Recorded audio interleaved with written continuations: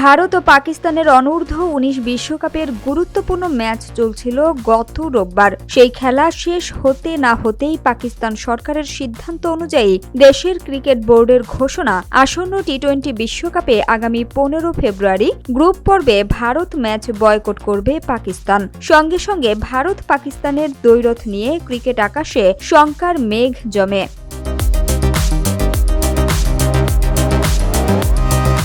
বিশেষ করে মেয়েদের রাইজিং স্টার্স এশিয়া কাপে ভারত পাকিস্তান ম্যাচ হচ্ছে কিনা তা নিয়ে চলছে জোর গুঞ্জন। আগামী 13 ফেব্রুয়ারি শুরু হচ্ছে এই টুর্নামেন্ট। পূর্ব পরিকল্পনা অনুযায়ী চলছে প্রস্তুতি। যেদিন বিশ্বকাপে ভারত পাকিস্তান মুখোমুখি হওয়ার কথা ছিল, সেই দিনেই উদীয়মানদের এশিয়া কাপে মাঠে নামবে ভারত ও পাকিস্তানের এ দল। এখনো পর্যন্ত যে পরিস্থিতি, তাতে ভারত ও পাকিস্তানের মূল জাতীয় দলের ম্যাচটি হচ্ছেই না। তবে ব্যাংকক দুই দেশের এ দলের ম্যাচ অনুষ্ঠিত না হওয়ার ব্যাপারে কোনো আভাস পাওয়া যায়নি বা নির্দেশনাও আসেনি। ক্রিকেট বিষয়ক ওয়েবসাইট ক্রিক ইনফোর প্রতিবেদন অনুযায়ী দুই দেশের নারী দলের ম্যাচটি হবে। বিশ্বকাপে ভারত ম্যাচ বয়কটের ঘোষণা দেওয়ার ঘণ্টা খানেক পর পাকিস্তান ক্রিকেট বোর্ড এক প্রেস বিজ্ঞপ্তি দিয়ে নারীদের এ স্কোয়াড জানিয়ে দেয়। এ গ্রুপে তারা ভারতের এ দল, সংযুক্ত আরব আমিরাত ও নেপালকে পেয়েছে। এখন পর্যন্ত যতদূর তথ্য পাওয়া গেছে, বিশ্বকাপে না খেলার সিদ্ধান্তের প্রভাব এই ম্যাচে পড়ছে না।